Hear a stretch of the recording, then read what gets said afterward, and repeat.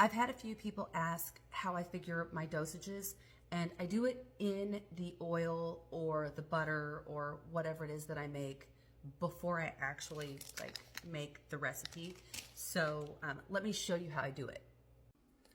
So the first thing that I do is I go to Leafly and I look up the strain that I'll be working with.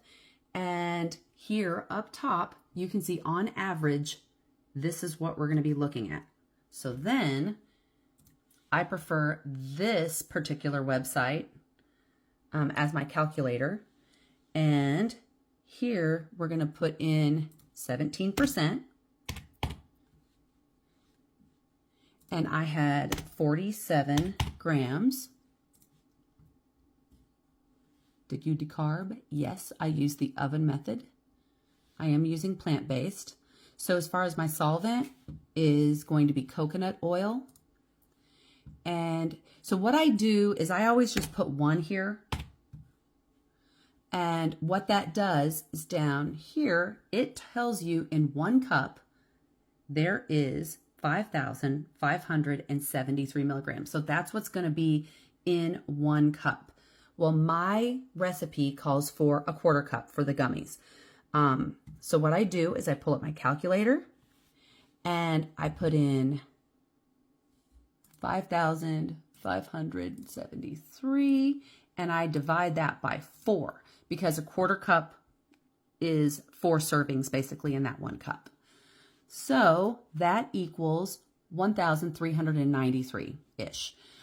So then what I will do is each recipe makes on average about 155 gummies. So if I divide that by 155, that makes each one about 9 total. 9 milligrams. Can I say in milligrams? Sorry, now I'm all stressed out about it. Okay, so I feel like that is a little light. People like a little higher than that. So clear that out. If I take that same 5,573 and instead I infuse 3/4 cup divided by 3, that gives me this number. So now if I divide that by 155, that's going to make each one a 12, which I like a little bit more.